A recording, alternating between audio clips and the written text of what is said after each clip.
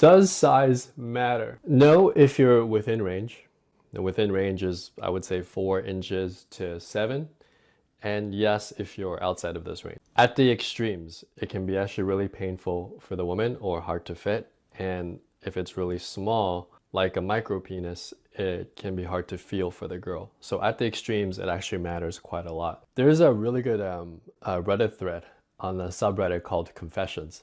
And in the comments, you'll see the incredibly diverse answers you get from women. Some women like a large size because of the psychological factor. Like, it's unique, it's big, it's something you have to conquer. Kind of like guys seeing girls with really extreme sizes of breasts. Some women find smaller ones more comfortable, it fits them better. So it completely depends on the girl. But what we do know is this. According to the Kinsey report, 70% of women reported orgasms regularly when they're in relationships. And only 49% of women actually orgasm with people that they weren't in a relationship with. That means more than half of women can't orgasm regularly with guys they hook up with. In fact, recent studies show up to 75% of women can't orgasm through regular intercourse. So what does that mean for you as a guy? Well, number one, learn about female physiology and female psychology. Learn about the female anatomy.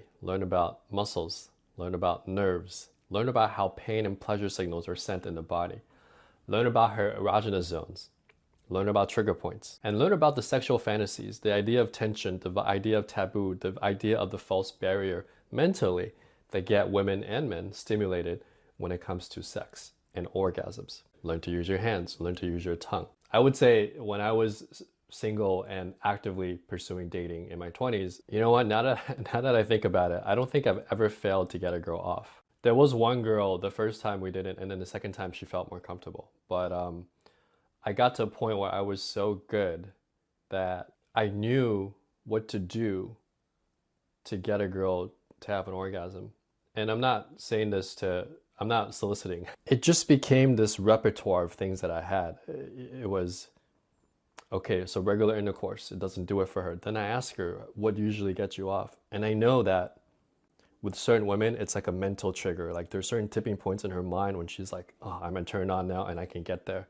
With other women, it's your tongue and how you use it and finger stimulation. With some other women, it's the way you touch her body and the way you pause and make her feel, and the combination. It's like a combination of things you do. It's almost like playing a piano. And then you hit the chord and you just go. And at a certain point, you reach this tipping point and you reach the crescendo and boom, and it happens. And so for me, it's like I had all these tools and skills that I built over the years, and now I knew which skill to use to defuse the bomb. And it just became very easy for me to do so.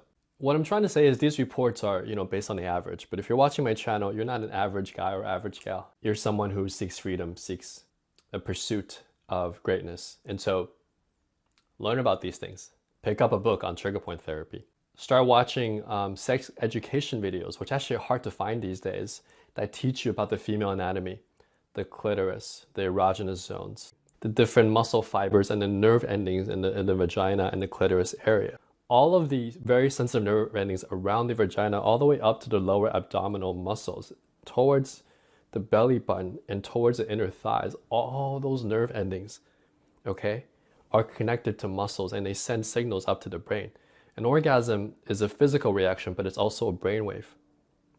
In theory, if you actually created a device that could stimulate the brain directly, you can have orgasms just from brainwaves alone without the body actually moving. One other thing I'll leave you with is that there's a really good documentary on Netflix. There's a documentary called Unhun Hero, and it's by a guy who he publicly proposed to his girlfriend and she rejected him in front of everybody because he had a small penis, and he went on this journey to kind of figure that out. And I don't want to spoil it for you, but it's a great documentary on the question, does size matter? To answer your question, if you're within range, don't worry about it too much. Focus on other things that get you ROI on your time, or focus on mastering your sexual skills. If you're not within range, everything I just shared with you, you can improve and you can learn to have a high orgasm rate in women, okay? I'm not an expert on surgery in that area. For me, I always weigh the risk of surgery with the health risk.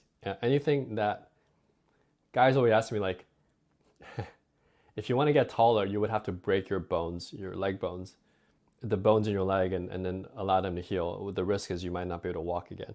If you work on surgery in that area, you're dealing with your sexual organs that are very sensitive. So it's like, are you willing to deal with a serious injury with your sexual organs, or are you willing to never walk again to be a little taller? And to me, it's like, why risk that when there's so many soft skills, pun not intended, that can get you the same result? Make sense?